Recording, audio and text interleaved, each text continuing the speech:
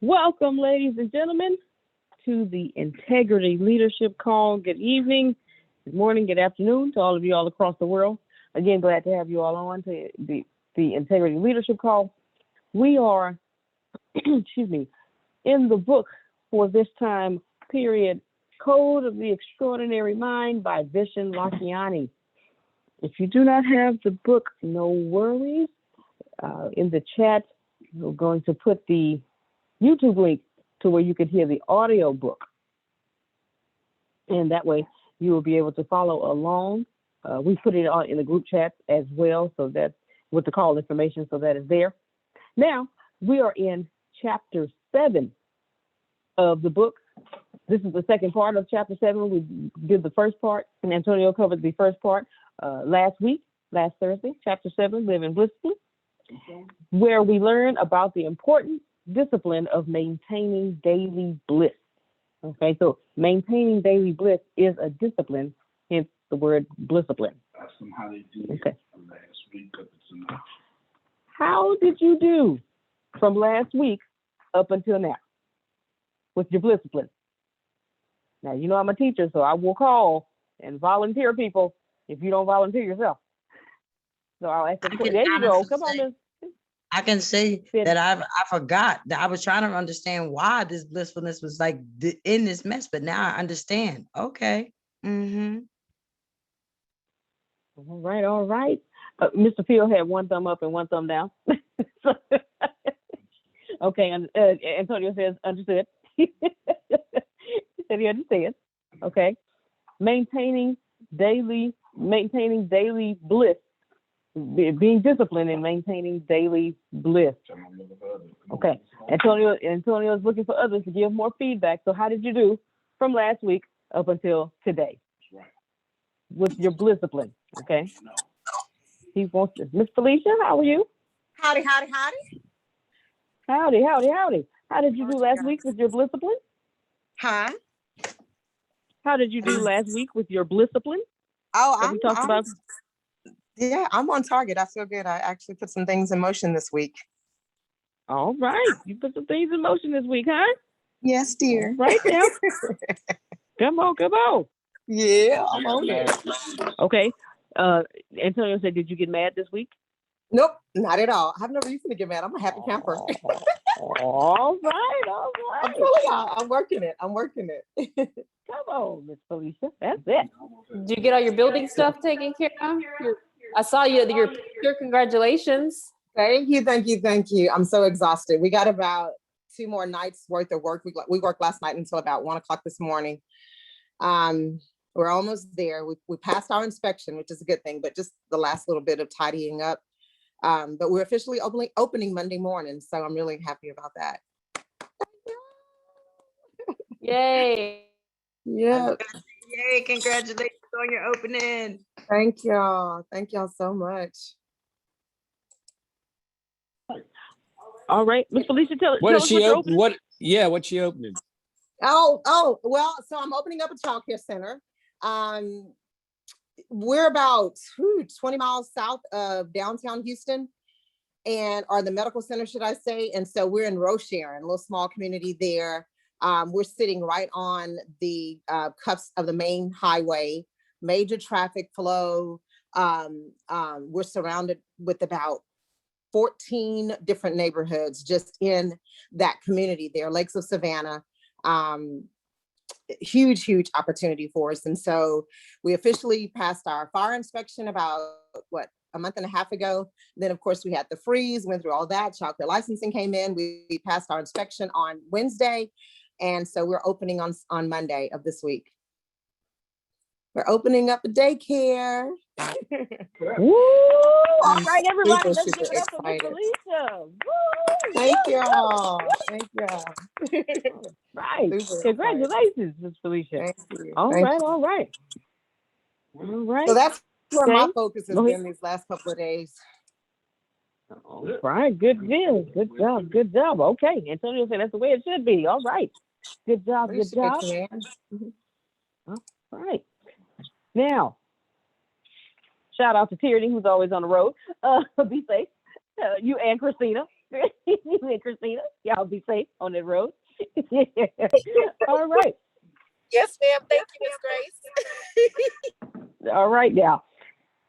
Okay, listen. I have never, not saying that they have never been mad, but these two, I never see them mad. Tyranny and Christina, never see them mad. So I'm gonna get you two. Have y'all been mad this week? Because we're talking about discipline last week. She pointed to Christina. Wait a minute. Don't be doing her like that. Don't do her like that, Tyranny. Thank you. Under the bus. Antonio made me cry. Antonio, he was acting like Christina. You say Antonio. She said Antonio made me cry. That's some angry tears. She's shaking her head. That was some angry tears. That was angry tears, Tyranny.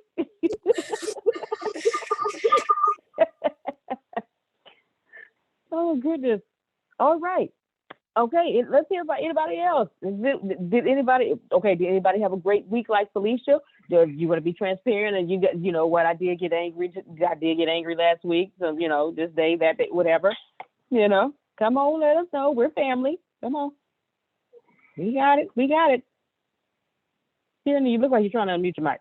Don't, hey, you let Christina unmute the mic or something. I don't know. Okay. I'm about to say, I'm scared of all of that because Okay. Tierney, you want to talk? Go on and talk, Tierney. Don't crash. Please. I will know when they finish. Okay. No anger here. All right, Mr. Jerry. No anger here. Yes. All right. Good stuff, Mr. Jerry. Now ask everybody about sadness. Oh, okay. Antonio asked me told me to ask you all, did anybody get sad this past week from Thursday to today? Anybody get sad? I did. All right. Okay. I've done a lot of crying. Okay. All right. Antonio said that's good. That's cool. But in a blissful way. That's why I said I didn't understand all of the emotion that was going on this week in the manner that it was. But for you to say that was the assignment, then I understand. Okay. All right. Gotcha. Okay. Miss Susan? Yes, I got sad.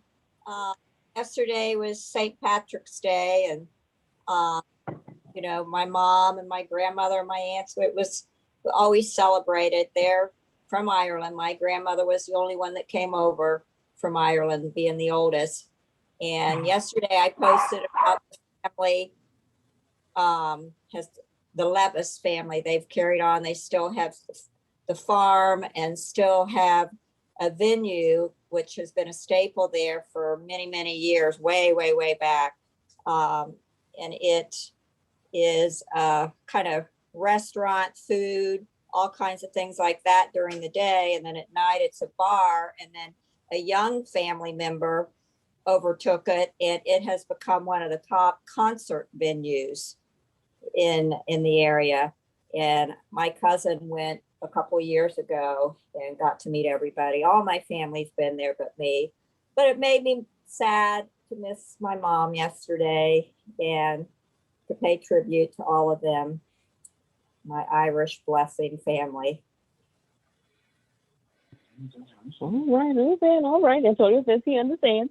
Good stuff. Miss Felicia? And then Mr. Phil. So I had a moment today, and it really was a sad moment. I think I just kind of had a moment where I missed my mom. With everything that's going on around me right now, my mom has been deceased now for 3 years. And so the joy of opening up a child, I say your hair is laid. I just said it is. That's it now. All right now. No, you broke my moment. I was going to have a teary-eyed moment again. I didn't want to be inappropriate, but yes, I was saying the same thing, girl. Oh, thank you. But no, I woke up this morning and I was like, man, I miss my mom, because this has been such a joyous week for me, and having my grandkids with me, my children with me, celebrating our victories. And it's just like for me, I've gone through so much in life. I had so many hardships, divorce, you name it, single mother. And to bounce back and to live the life that I'm living today, I just wish my mom was here to see it. Like I know she would be so happy. But that was my sad moment today. She does. She does see it. I know. I know. Yes. But I love it. Thank you for your transparency. Keep going, Sure. Grace. All right, Mr. Field, the floor is yours. Well, I don't like sharing sad moments, but I'm assuming that there's some purpose behind him doing this. So I'm gonna share mine. I just saw on the news today there was a flea and tick collar that they put on pets, and over 1,700 pets have died because of it. So I immediately, Yep, if that doesn't make you sad, then we need to talk offline, because that. So I just prayed for all the owners of those pets, it's a little peace, a little love, a little just remembering what joy their pets brought to them, and what a sad situation. Yes, it is. Yeah. All right. Thank you, Mr. Field.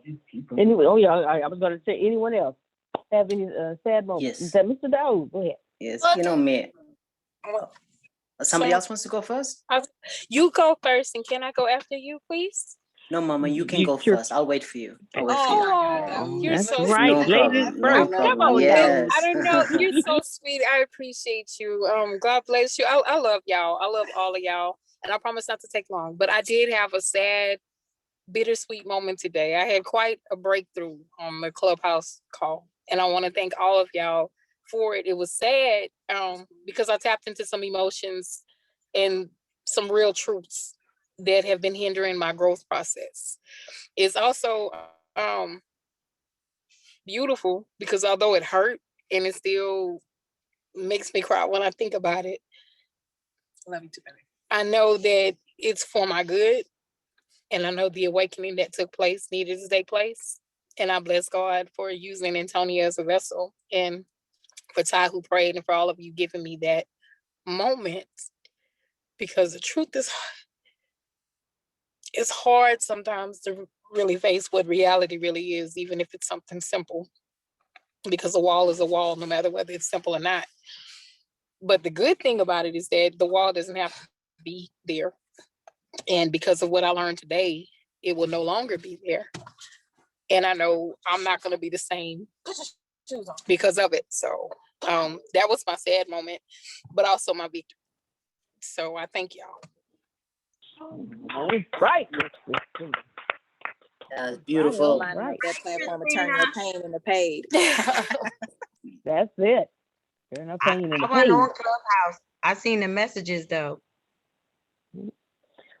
I love y'all. It was beautiful and needful. So thank y'all. You're very welcome. Very welcome. Mr. Daoud, the floor is yours. Yeah. So I was having a good day yesterday. It started off a little bit rough, but by the end of yesterday, I was in a vibration that, you know what, I'm comfortable in my loneliness, in this discomfort. I'm okay. I can do this. I'm in the vibration of God. I'm in a God consciousness sort of thing. And then early hours of this morning, I'm having a dream.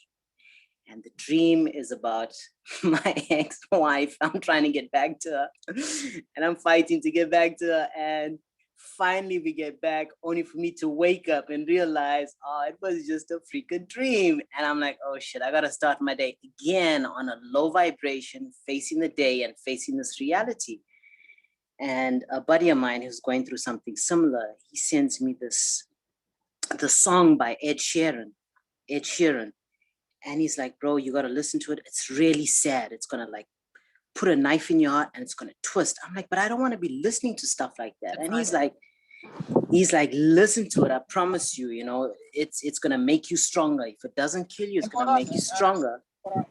And I'm like, my coach told me to stay away from movies, music, maybe even places that's going to remind me of that, because it's going to put me in a different vibration. And he insists, no, just listen to it. So I listened to it, and lo and behold, it got me in a funky vibe.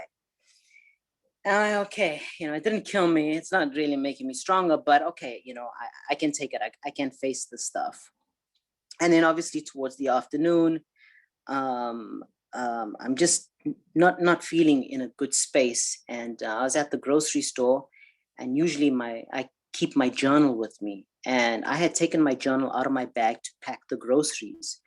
And I left the journal on the counter of the person that was ringing me up. And I went back home, and I realized, oh damn, I left my journal behind, and in there is everything about me, about what I'm going through, what I should be grateful for. It's my life, basically, right now. And I'm like, but you know what? I'm not ashamed of it. If somebody wants to open, let them open it. I am not ashamed of my feelings. And even though they are my thoughts and my feelings, I am not my thoughts and my feelings. They don't own me. They're just something that I'm currently going through, and I shouldn't be ashamed of it.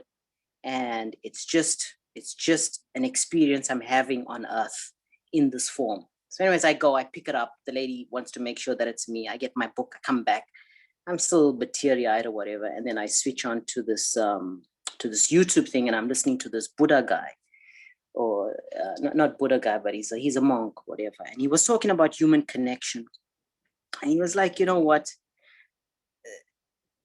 It might be a radical thought or whatever, but he was saying that a lot of the time, human connection can be a bit of an illusion. We're searching so much for connection, but we still find ourselves feeling alone. And what we end up finding is that we're all alone together. He said, if you want to really experience connection, you got to think of yourself as an island inside of you. And you've got to connect with that island. That self, that part of you, that self, that's the part that you need to reconnect with, that island that is you. And in that way, you will never feel alone or abandoned, because because once you're connected with yourself, then you are connected to the divine. And if you're connected with the divine, you are connected with everybody else. So yeah, that was and he said, yes. And to what we tend to do to avoid that loneliness is that we want to reconnect with people, or using our devices or using our platforms or whatever. And like I said, it's a radical thought, but I just wanted to share what he was saying. And he said, what you should try and do is just to sit in that discomfort, sit in that moment, and investigate that moment, and find through that moment how you can reconnect and re-engage with that island that is the self that you've forgotten over time. And I thought that was a really profound and powerful thing. And yeah, that's it. All right, sir. All right.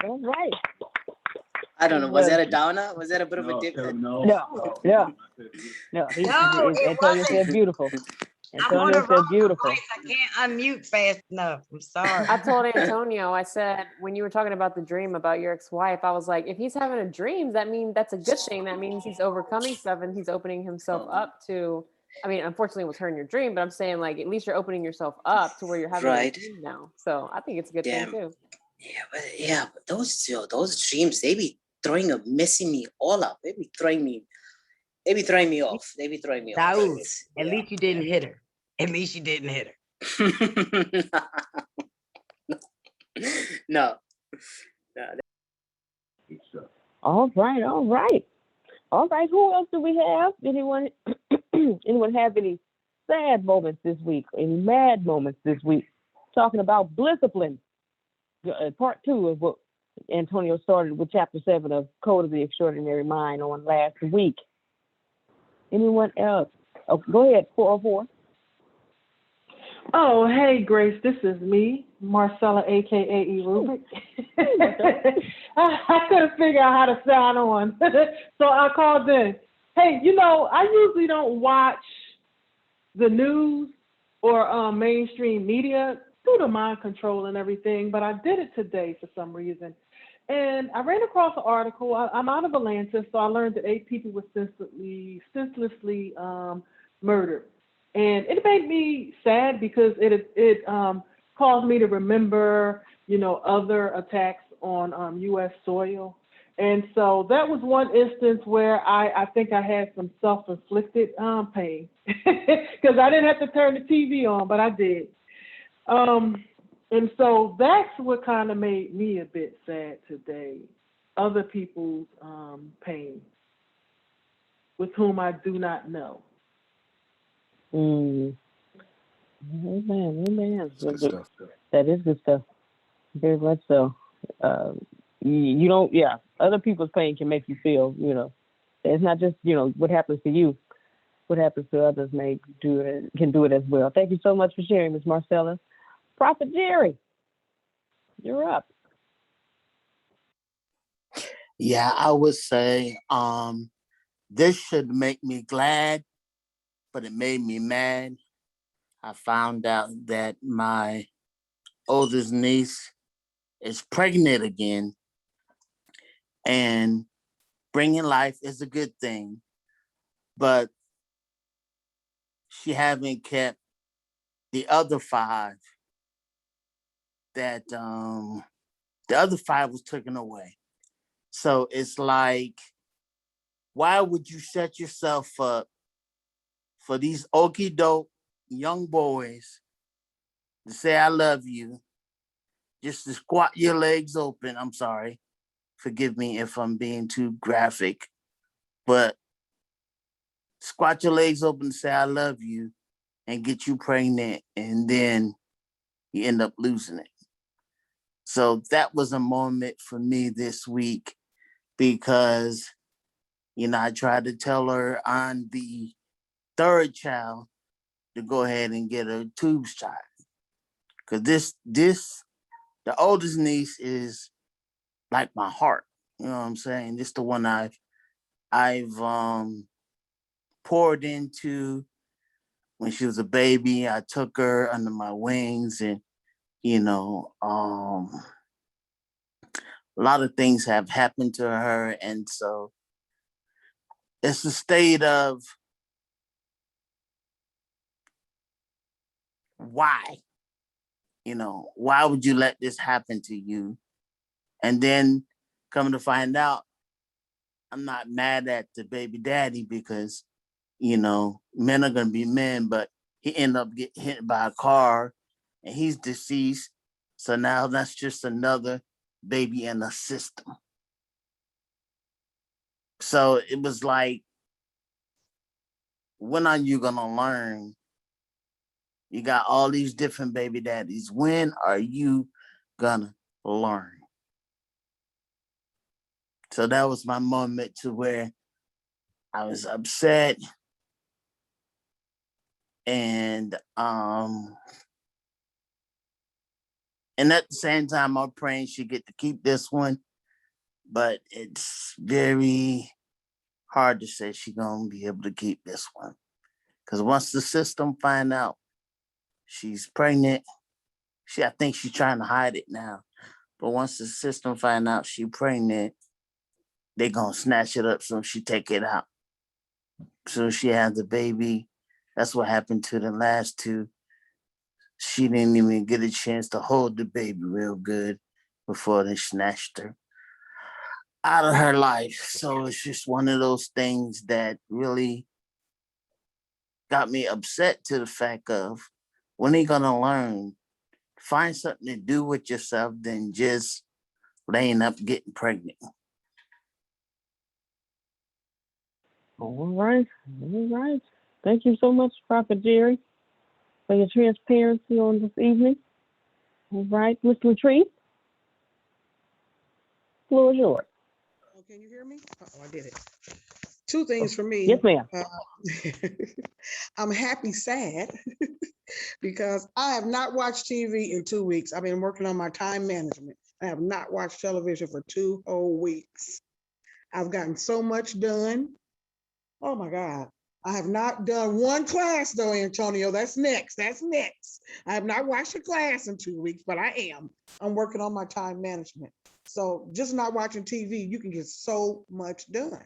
And that's what I've been doing for the last couple of weeks, working on my time management. And I did get a blessing today. I went out to lunch And this guy paid for our meal. It was 3 of us, and he paid for all of our meals today. And I didn't even know him, never seen him before in our life. And we just got up there and they paid for everything. That has never happened to me before, but that's it for me. Come on, God. All Oh, right. and I will Congratulations, have the Mr. Tree. salsa. The salsa will be in the stores the weekend of Easter. So we're going to be doing sampling and everything the weekend of Easter. So good things are happening. Thank you. All Love right. you. Yes, they are. Yes. Love you too, Mr. Tree. Yes. Congratulations. All right. All right. All right. Well, let's okay. Yeah. All right. Here we go. he was he was so engaged in listening to all of you all's transparency and how everything your lives were going this week. he reminded himself, oh, it's my turn. That's it. So, ladies and gentlemen, I now turn this over to our founder and CEO, Mr. Antonio T. Smith Jr. Yes. Well, Phil is correct. I obviously have an agenda, and you will be reading along with me an agenda. Typically, I would have Grace read because she reads so well. You know, the public school taught her reading very well. Before I thought, well, how can I get people to understand bliss discipline, and how can I get people to understand how can I?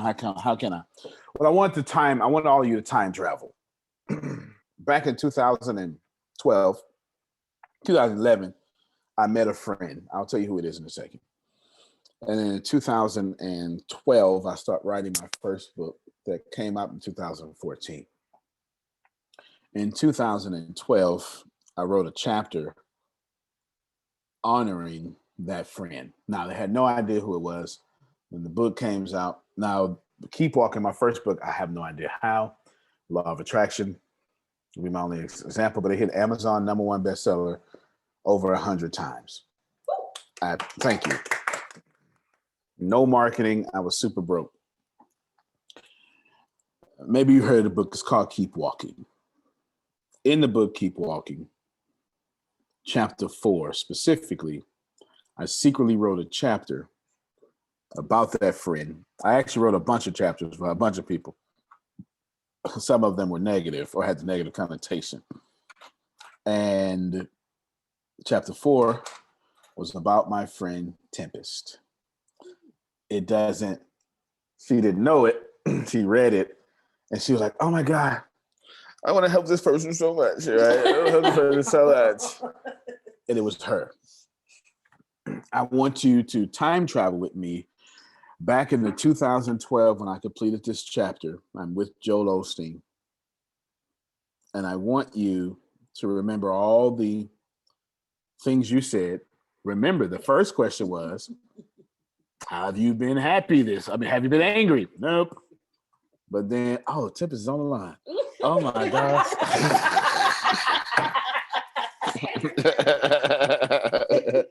No, my goodness.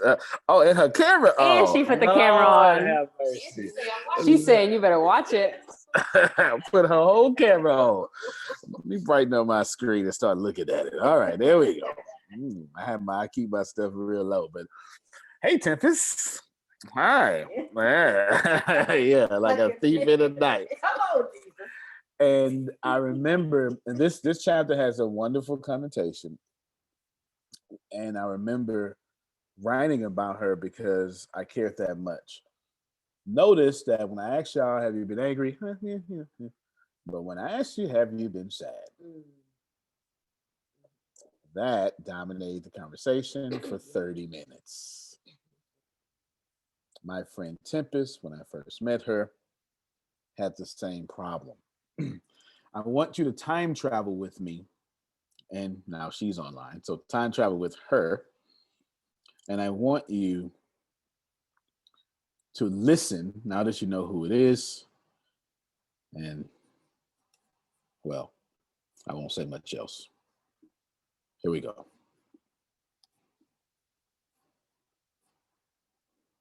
I'm going to read it, Grace, because it's actually my words. Chapter 4, Every Ocean Has a Shore. her pain and my friend. Have you ever been so hurt you felt as if there was no end to your pain? Have you ever felt as if you were drowning in your sorrow, and no matter how hard you swam, the winds and the currents of your situation kept blowing you deeper into sadness? If you plan to keep walking through the rain of your life, the third thing you must do is realize that every ocean has a shore. Pain hurts. Yeah. This is not a surprise to you. However, regardless of how big the oceans are in your life, eventually land will appear. It doesn't always have to be land. It doesn't always have to be the land you want it to be, but let's face it, when you have been stuck in the ocean for extended periods of time, any land looks awesome. Now, hold on real quick. Just want y'all to listen. Let me make y'all listen. I forgot y'all like to read ahead. Pain works in the same manner. Now, why wouldn't it? We're all bound to the same laws of physics. These laws affect us all. Therefore, your pain has to obey them as well. Nothing can last forever. I have a friend. She goes through mental abuse, and she spent the rest of her life allowing the world to abuse her. She allowed someone she loves to abuse her and send her to the deepest oceans. And then she convinced herself that the oceans is all she deserved. You know anyone like this? She had convinced herself that land did not exist. No, she had convinced herself that land did exist, but it was for other people. You hear what I'm saying? She knew the land was out there. She knew that it was available to people. She even knew that it felt much better than swimming in her pain all day long. But she convinced herself that other people deserve to walk on land and not her. I can relate to her on so many levels. For so many years, I allowed my childhood to convince me that I wasn't worth anything and everyone else was much better than me. They looked better than me, they were smarter than me, and they were definitely deserved more than me. I can relate to my friend because years ago, I was my friend. I remember what it feels like to have something good happen to you only to live in the fear that something terrible will happen to take it all away. Can you relate? Because I certainly can. Did you do the same thing? Did you believe only good things happen to other people? Stop. Good things happen to all of us, even you. This next session is titled, We All Possess the Land We Need. My friend's view of life is a life filled with land that she does not deserve. She doesn't understand why she doesn't understand why she doesn't have land and why she's not worthy of it. She isn't sure who is responsible for this idea either. She is convinced life has plenty of lands, but none of that qualifies her to receive. To her, oceans have shores, but for everyone but her. Every ocean has a shore, even yours. For this world to be a habitat for humans, it must contain land. Likewise, for you to be a habitat for your problems, you must contain land as well. We all have the shores we need to deal with the life's oceans, throwing us deep within ourselves. Regardless of how deep you find yourself in your own ocean of problems, you contain all the shores you will ever need inside of you. They have been there for a long time. Since we all are different, these lands that we possess, they look different than one another. It looks different for you, it looks different for me, but it all makes itself appear to us differently, but it's still yours, and you can still tap into it. What does this land look like? Well, for me, it looks like self-assurance, the internal belief that allows me to move out of deep water and onto shores of my success. I am sure life will always find a way to throw me into deep waters. That is just how life works. But I have enough confidence in myself to remember that I've made it out once and I will make it out again. When I was younger, it was not easy going to school. I didn't dress like the cool kids. I didn't smell like the cool kids. Never had a haircut like the cool kids. In fact, it was even rare for me to even have a haircut. For me, school was never an oasis of joy. It was a deficiency of hope.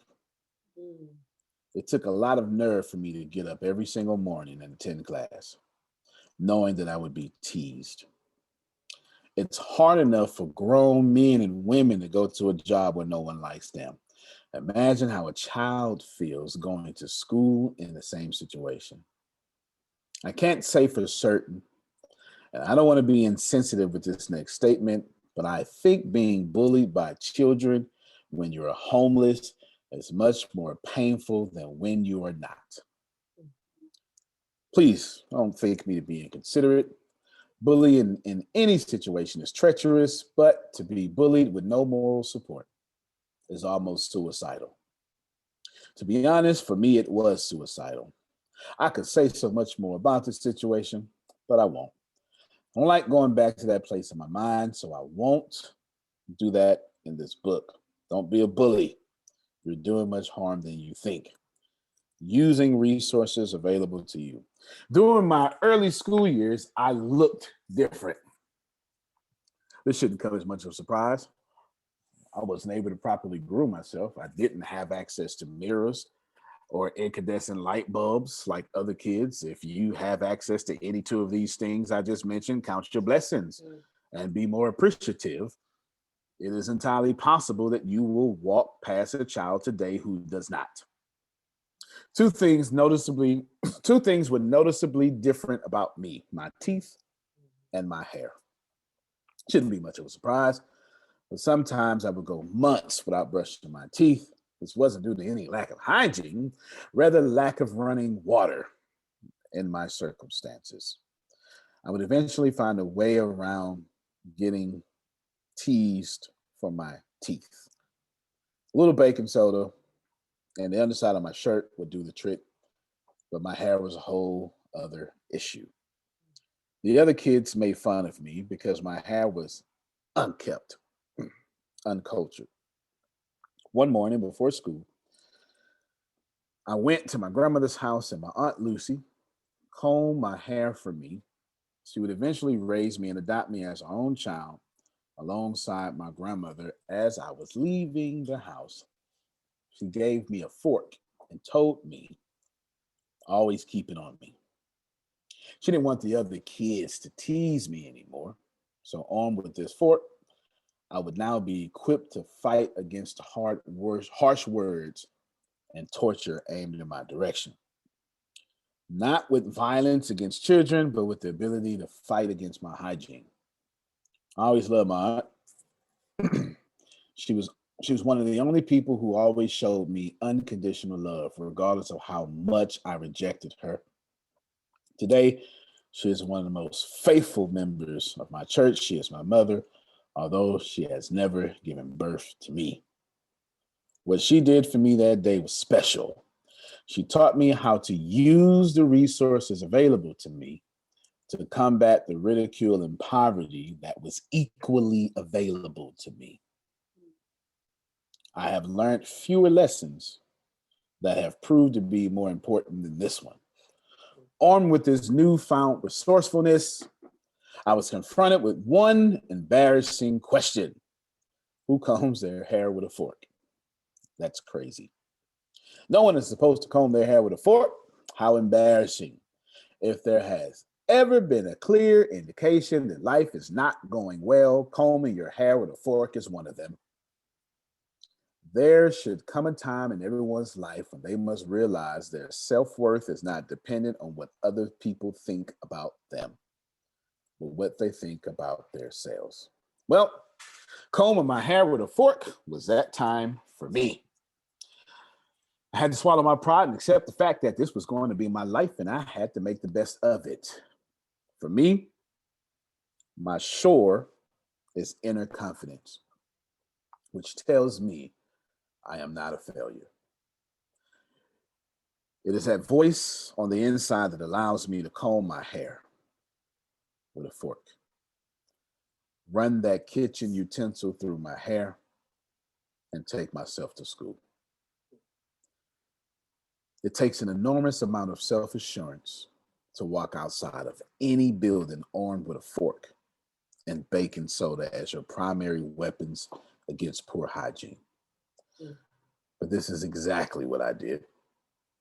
I'm not embarrassed about it. I don't ever want to do it again. But if I had to, I would. Your shore may be different, but it's still a shore. Unfortunately, not everyone possesses my level of self-assurance, and some people never will. They don't have to. We all have the shores we need to walk without an umbrella stored inside of us.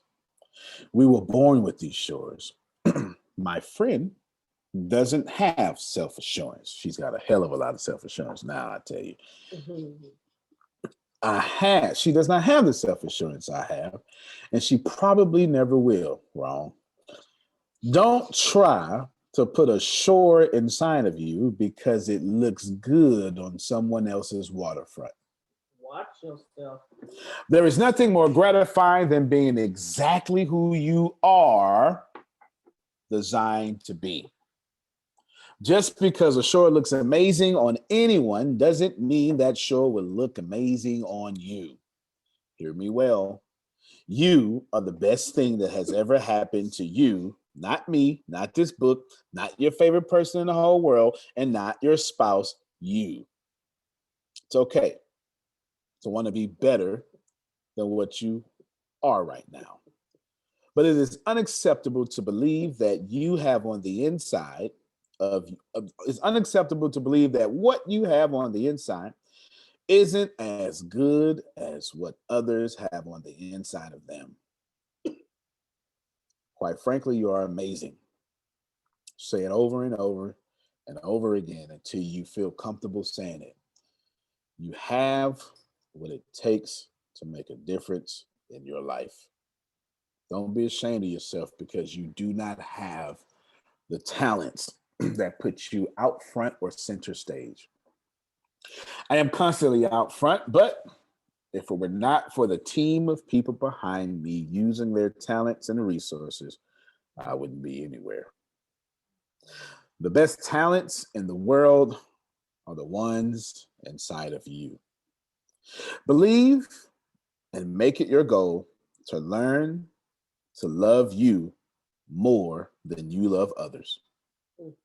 Love yourself, and you would give the world permission to love you. Use your own shores, and you will learn that nothing will be able to stop you again. My friend does not have my self-assurance, but my friend has the amazing ability to learn anything. She is addicted to learning. She can completely be ignorant on a subject, and the next time you see her, she will be an expert in it. This is her shore. If she ever gets thrown in the deep water, she can literally watch someone experience success and then replicate what they have done and swim her way to an ocean. This is an amazing gift. To be able to watch someone do something and turn around and do it better than they have done it is simply amazing. I do not have this shore, but I sure wish I did. Watching others and learning is not something I do well. Truthfully, I don't do well at too many things unless I own it. If I get to build it from the ground up or come in your organization and identify what is wrong and then begin to build it without you micromanaging me, I don't do well. Believe me, I've tried, but it is not within me. However, I can assure you that I am very comfortable being myself. I don't mind that you may be more awesome than me. I am happy for you. This is how we all must become. We must be able to know that we are and we possess on the inside, and what we possess on the inside is far greater than what we actually know. It is time for us all to tap into our greatness. So what about you? Are you ready to believe in yourself and accept that you are as amazing as the next person? We all have more than one shore inside of us.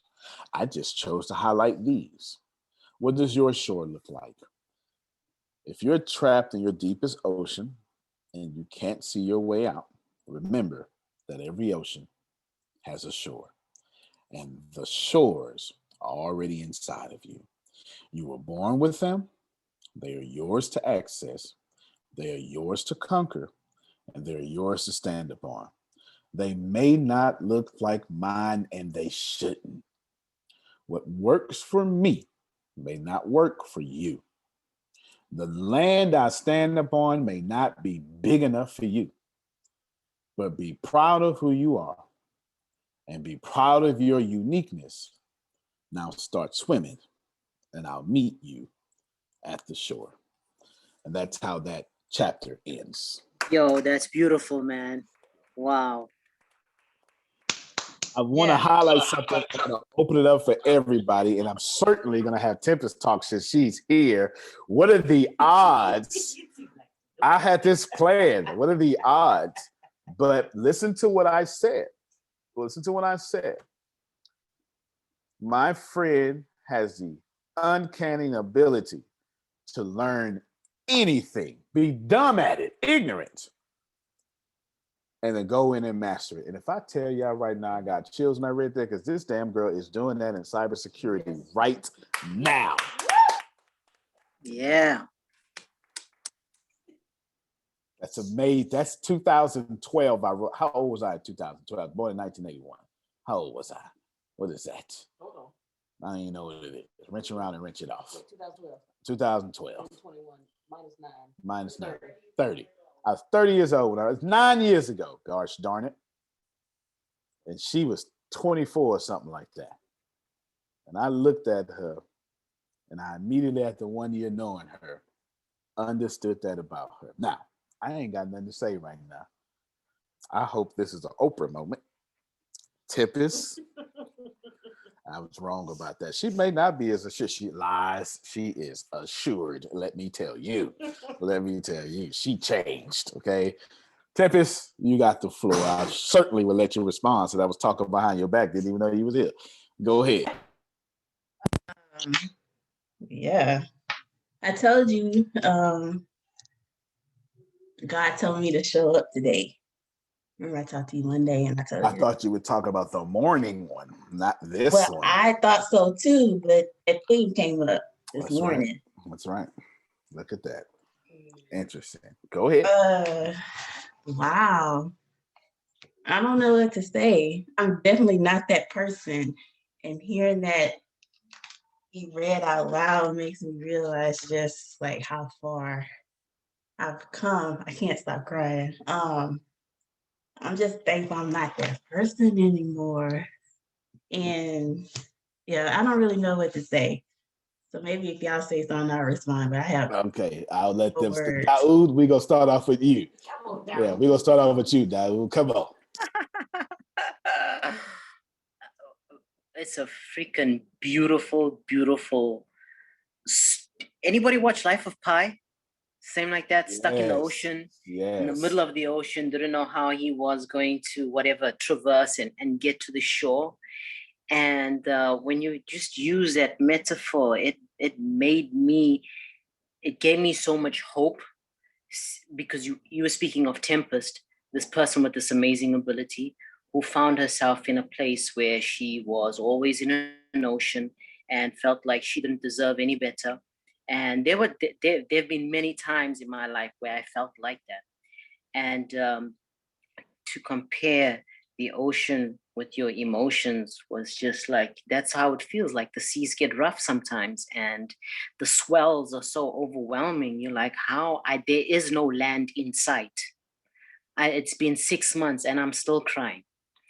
So much that I have headaches, so much that my ears start to hurt. How do I get to the other side, or how do I get to the shore?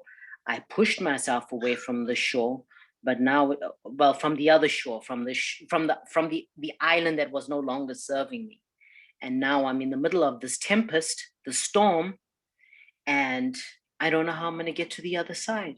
And then I look at Tempest and I'm like, wow, she got to the other side. And I'm like, I don't know how I'm going to get there. And it's like you said, I don't know how I'm going to get there, but maybe I just got to leave it in the universe's hands and just be like, but I will get there. I don't know how, but I got to fail my way to the shore, something, and yeah, I have no excuses. When I hear your story, when I hear her story, I'm like, I have no excuse. There are other people out there who have who were facing far more adverse conditions than myself, and they've made it, and they've made it being self-assured. And I have no excuse. I have my reasons, but they pale in comparison, and all I can do is just put one foot in front of the other and just, I don't know, just believe that I'll get there. But powerful. Thank you. Yes, sir. Thank you so much. Thank you. Yes. Thank you so much. Who's next? Daoud, Yes, sir. Yes. it's 20% how, 30% why, and 50% do you have the willpower? You have the self-discipline. You have the self-control.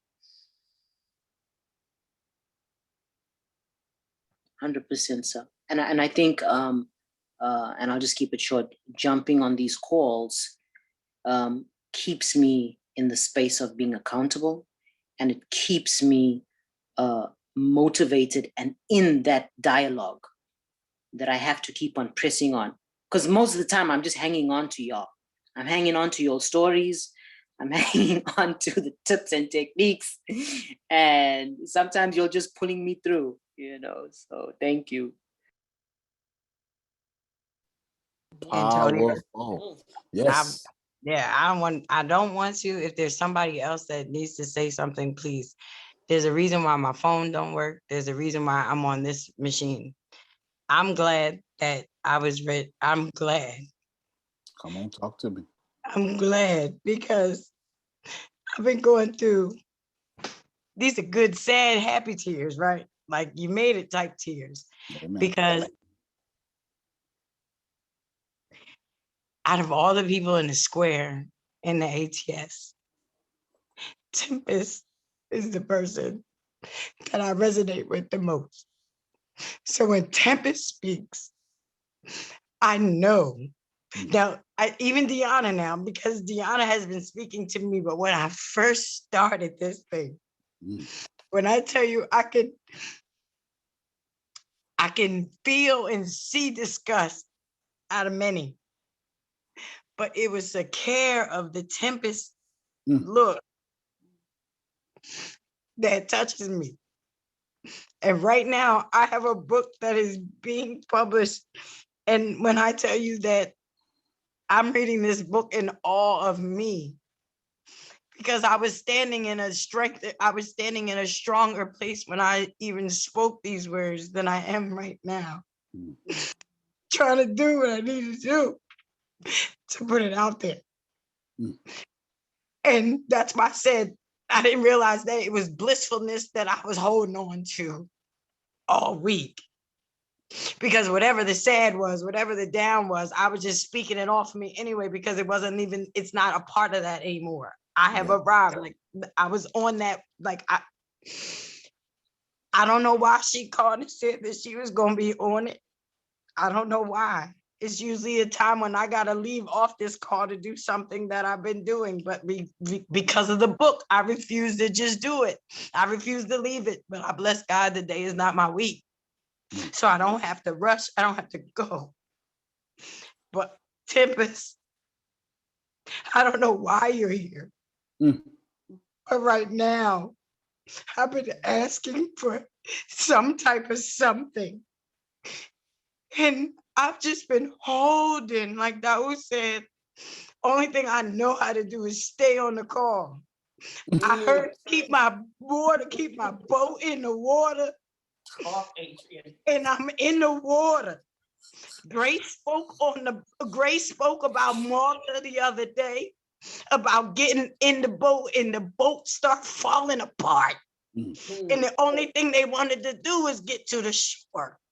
So it all to come this full circle right here. Thank you, God. That's all I can say is thank you, God. Thank you, God. And Let it out, sister. Let it out. Thank you for being obedient. And the biggest fear that I have is that I don't know how to do anything. Yeah. And just the strength to know that, that you can put your mind to it. And I mean, every time cybersecurity even pops up in my world where somebody looks like they're doing something wrong, I smile like, I know Tempest got that thing down, like she worked that thing. So for you to just be here, like, just for you to be here, I know you didn't know what to say, but now I'm asking you, you don't got to speak life because I'm living. And I bless God for every example and everything that the ATS is doing. But right now, Tempest, I'm almost to the point where I believe that I'm there. But it's something, and I don't know what it is. And maybe you can help me. I'm so mad that my camera is not on right now because this is. It's all right. Everything is all right. Everything is all right. She'll talk in a little bit. We got you. Y'all unmute your mics and pour into this wonderful, wonderful Yes. We love you, A. Yes. We love That you. was beautiful. We Yeah, love we you. love you. Thank you for your Ernestine. transparency, for your Absolutely. honesty. Absolutely. Thank you. She will talk. She trust me. And when she's like, when Tempest talks, God stops and starts listening. So believe that she will talk. Who else? Well, don't fool me now. Everything that you read, the story that you told, it is so real. This day has been a day. From what Miss Adrian spoke to what you read about Tempest, it's like you're telling the story of my life. I thank you for the deliverance. I thank you for being used. But it's real. Yes. To know that there's land out there, to know that you swim in, and if you just keep swimming, eventually something's gonna fall. You don't know when. That's right. You don't know why. But you gotta hold on to there's got to be a reason. Because if nobody, even if you not work much, you gotta know that there's got to be a reason, because nobody's put on this earth just to suffer for nothing. Yeah. And if you just hold on, eventually that day is gonna come. And sometimes it seems like it's never gonna come. And sometimes it seems like even if the day is gonna come, that it's not gonna be you. Not because part of you don't think that it's real. It's just not real for you. That's it. That's right. And it's overcoming those thoughts It's overcoming that belief, because it's true, just like in the letter or the email that you wrote, as far as having belief over loyalty. Or you're going to be loyal to these low self-esteem and these rules. Even if you're strong and you talk yourself up to being strong, you get beat up enough. Yeah. You don't know how to fight no more. You just kind of like, well, this is what it is. So you learn to be happy in your defeat and just understand that, you know, this is your lot. And if you can be good at least losing, then maybe it won't be bad for somebody else. And it'll be okay because you can take it, you know? And coming into this ATS, coming into everything that you're doing, it's a rough awakening, but it's like, I think I told Grace the other night, you know, you get beat up, but you, like God, you lick our wounds. It's like, you're going to be all right. You just need to wake up and face it and understand that this way of thinking is wrong and that it's going to get better, but you don't have to work to make it better. Just like you worked at wanting to make yourself believe this when you decided to stop fighting. So I thank you for your words. I thank you for your story. I thank you all for your honesty, because I want to fight. I want to live. I don't want to be the way I am. I don't want to stay here. And I know I don't have to stay here. And hearing y'all stories and seeing y'all success gives me the hope and the will to want to keep pushing and want to know that, you know, right, it won't always be like this. But I can't give up. So thank y'all. No, thank you. Thank you. Come on, y'all clap for her too. Thank you. No, thank you. Amen. You know we love you. I'm still touched full from what Adrian said. So I just heard Christine and all the Adrian, Adrian got me. Adrian touched me. Let me pause real quick. Oh, no, Felicia, come on. I think for me, and I felt led to share this because when I started out tonight, one of the things that I opened up and I said was, I've gone through so much, right? I've had the hardships, I've had the setbacks, I've had the divorce, I've had the letdowns, I've had the disappointments. I raised 2 kids by myself. Many a days came home, the lights was off. And as you were reading that story, my mind reflected back. And I think if I can encourage anybody on this call tonight, sometimes you just have to reflect back on where we've come from. You know, when I sit here and I think about, you said this, you wrote this in 2012, that was 9 years ago.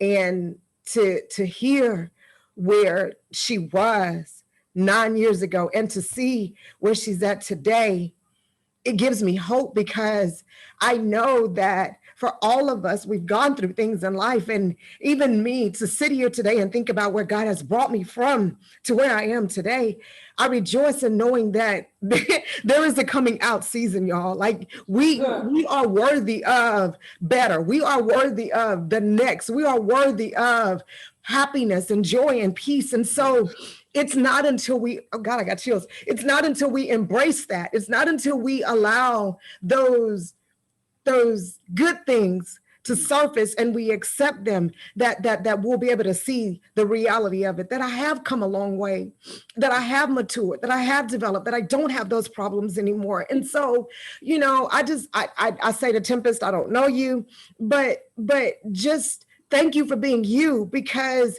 for him to even be able to write about your story and to see you today sit here and say, you know, I'm sure that it shook you up just to sit there and reflect on where you were, to have the weight of the world and people beat up on you so much so that you don't feel like you're worthy of love or are worthy of peace or happiness. And to have that today, it's a different feeling. It's a different feeling. That's right. No, thank you so much. Y'all clap for her. Thank you so much. Thank you too. Thank you. Tip, for those of you who are new, and it's quite a bit, Tempest is my co-founder. She co-founded this company with me. Woo! Yes. There would be no ATS without Tempest, that is for sure. She was my co-founder, my first paid coaching client. And she softened me up and let everybody else get the softer version of me. While she got the venomous version. Thank you, Tempest. Yeah, buddy. She this company, and I'm proud to say it. She built this company from the ground up with me, and now she has a golden parachute. Yes. Yeah, well done, T. Good. That's now, clappable right there. She has Yeah, stepped I'm down tryna- from her. Yeah, no doubt. Yeah, she has stepped down from her active CEO role. She is still co-founder. That's never going to go away. She is now doing cybersecurity, doing exactly what I said in that book. That she's just learning stuff she's not supposed to know and mastering it. She's just been offered. She is getting multiple offers right now. I'm not going to tell her bits. Yes, multiple offers right now. And then just had one of the world's leading cybersecurity experts tell her 3 days ago, here's my personal number. We are going, I'm going to take care of you. That's it. Come on now. And right before this call, I got a message on my phone, and that lady came through. Okay, came through. And Tip is amazing. She is also our Chief Information Security Officer, and I'm excited about that. Nevertheless, it is time for her to talk. She never knows what to say, but she always says it well. Always says it well. Tempest, as long as you desire, even though I know you're going to tell me you're not going to be long, you're going to be short. That's it. The world is yours. You got it. Okay, can you hear me? Because I've been having audio problems since. Yes, ma'am. Okay. I don't know what to say. I don't know. God's been good. That's where I can start, you know? God's been good.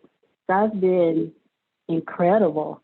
I think good is a slap in the face. God has been everything. And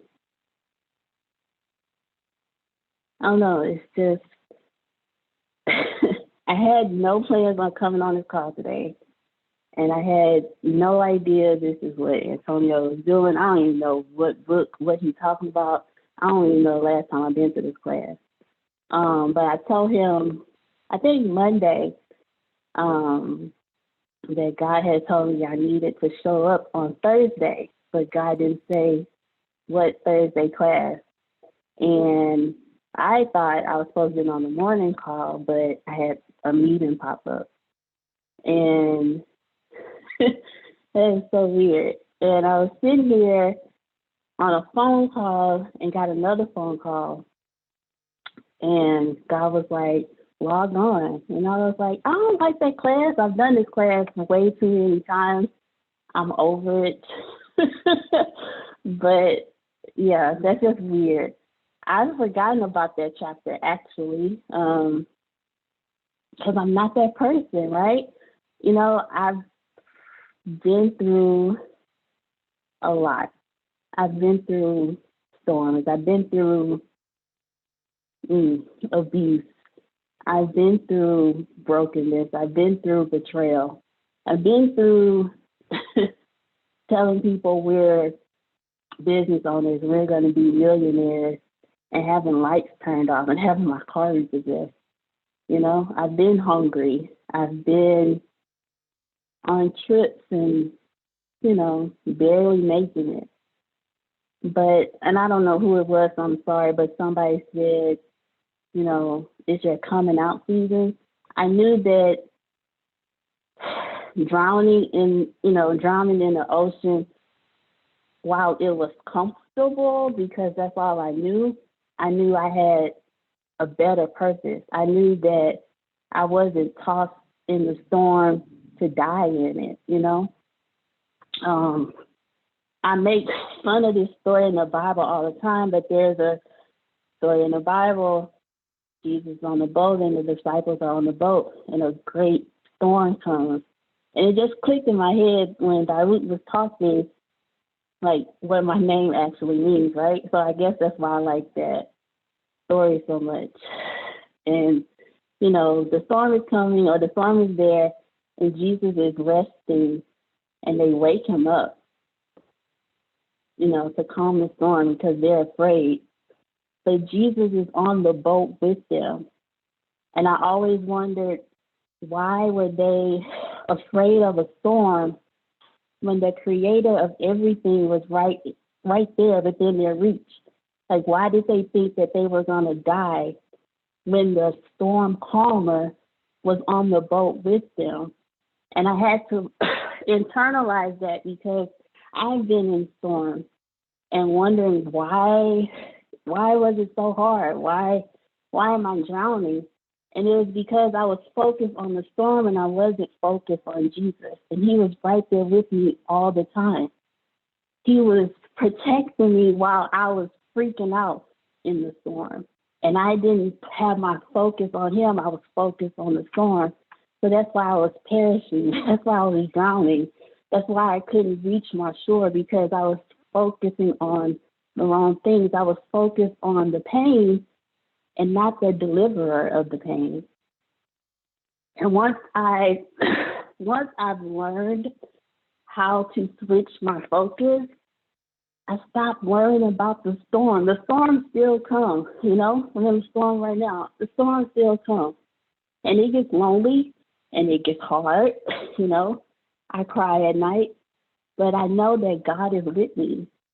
And as long as I focus, I'm not pushing my religion on y'all, but for me, as long as I focus on the protector that is God, or the protector that is the universe, then the storm has no power. I put the power in the storm when I focus on it. But I have somebody in my corner who can make it go away in a blink of an eye. Switch your focus, you know? As long as I was focused on my past and everything that was happening, I stayed drowning.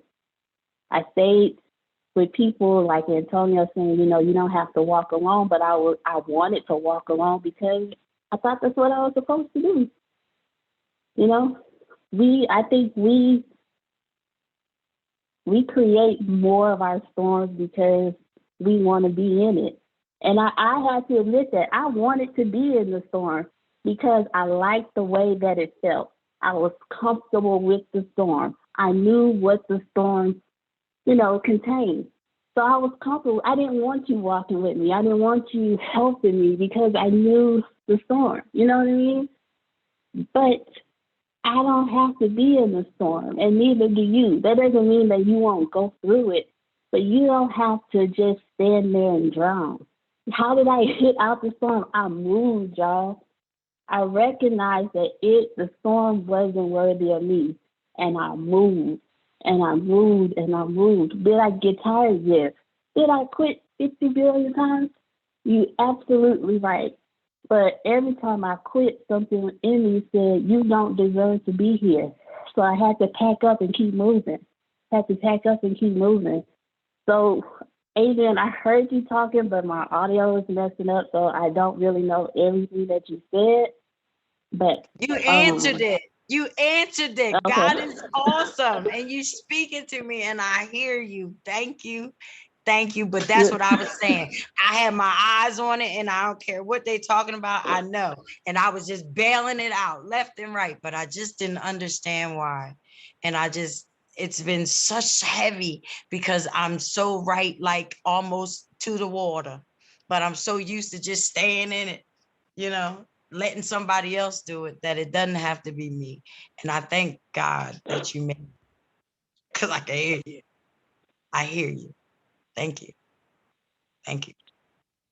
You're welcome. I never do this, but God told me to tell you, Adrian, that it's time for you to put it down. I don't know what you're carrying. I don't know who you're trying to bring with you or what that is, but it's time for you to put that thing down, because the longer you hold on to it, the longer you're going to drown right where you are. And you know that you don't deserve to be there. And God said he can't pull you to where you deserve to be because you keep holding on to the things that he's trying to help you let go of. It's time to put it down, sis. And to whoever else that was for, but he specifically said, Adrian, if you're holding on to something, that's why we drown. We drown because we're trying to get to the shore, but also hold on to stuff that we have outgrown. I've outgrown some stuff. I am not that girl that he read about, and I refuse to go backwards. I refuse to go backwards. I'm not that girl anymore. I have grown so much because I put some stuff down. I left some people behind. I left some ways behind, even daily. I just talked to Antonio, I think Monday or Tuesday, and I told him, we were talking about something, and I told him, well, I did have a negative reaction. But when I had that reaction, I immediately told myself, I don't live there anymore. And I have to constantly remind myself when my flesh wants to react the way that I know my flesh can react. I have to remind myself that I don't live there no more. Somebody gets mad at me for something that I'm doing. My flesh wants to react, but I don't live there anymore. I forgive you, but I got a journey that I deserve, that I'm going on. And if I get, distracted by you, I'm pushing my dreams aside. And I promised myself last year that I wasn't doing that anymore. So, I don't live there no more. I'm not that girl. I'm grateful for the story. I'm grateful to hear it because it did remind me, Felicia, of how far I've come. It did remind me, how far God has brought me. But I'm glad that that girl in that story is not the one that's talking to you right now. So that's all I got for now, unless God has something else. But I think that's about it. This is the longest I've ever spoken. I ain't coming back no more. Leave me alone. Don't use me as no examples, okay? I had no idea. She was supposed to be in the morning call. I remember, if you look at my phone, I said, I'll make sure you get the replay. As a matter of fact. Yes. And I was replay. upset because that thing popped up, not because it was the thing, because I was like, well, God, you said I was supposed to be here. And, it all worked out the way it was supposed to. Yeah, esoteric calm. Yes, esoteric calm. No doubt. No. I thought it was going to be that calm. And I had no idea she was on. I was wondering, why is they smiling over here back and forth? What was I saying? And I didn't have my chat open. I looked at the chat. And then, of course, I saw Tempest in the chat. I had no idea. Because I was sure about to talk dirty about it, in a good way. In a good way. What a wonderful, wonderful, wonderful blessing. Adrian still touched me. I felt all that energy, Adrian. That was transformational. Hold on real quick. Jaquita, is it, you said 1 to 3 days? Is that like yes, or you stopped it from saying that? Let me see. Text and ask. Is it 1 to 3 days, or did she stop it? Shut up. So it said 1 to 3 days. So I stopped. Do you want me to go ahead and press play on that? Okay, hold on. No. We'll wrench around and wrench it off right after this call. Okay. Okay. All right. Let's see. So here was my plan, but Tempest being present actually boosted my plan even more. My plan was to say, hey, remember I had y'all talking about all the sadness and stuff? Remember that? Well, let me tell you about my formerly sad friend. Okay. And when I'm telling you, Tempest used to cry and then leave her tell them, Tempest. I don't even want y'all to think I'm lying.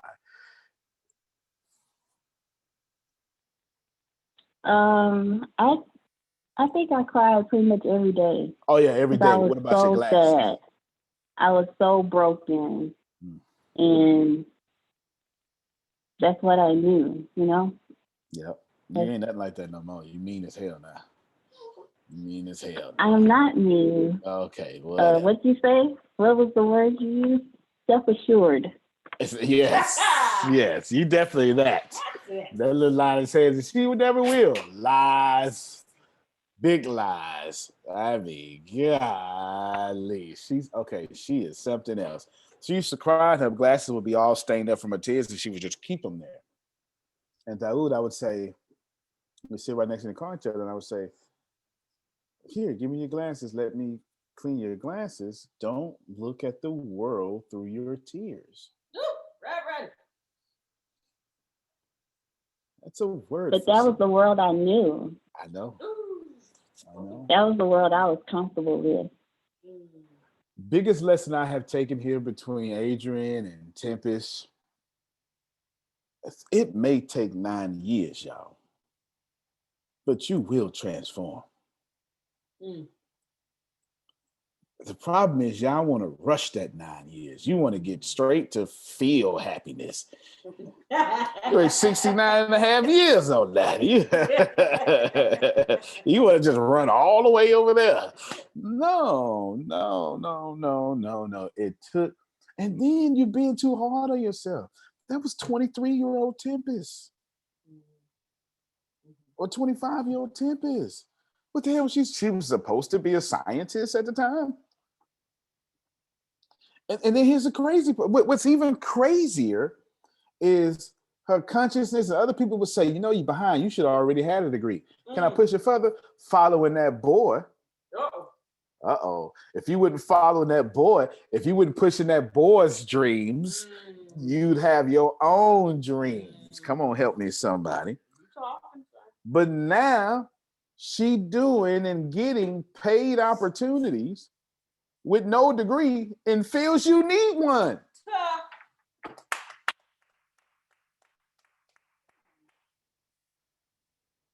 Life has a really, really, really, really funny way of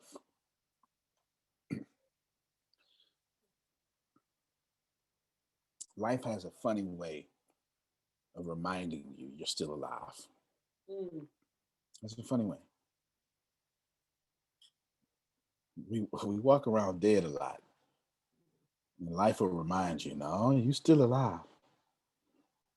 You still here. That was my plan. I done ran out the plan. Tempest done escalated the plan. Good job, y'all. I ain't even got no final thoughts. Her talk was the final thoughts. It's good to get out early. Good job, because I ain't got nothing else. Antonio T. Smith Jr., you can't play it better. I'm serious. You can't dominate. Oh my God.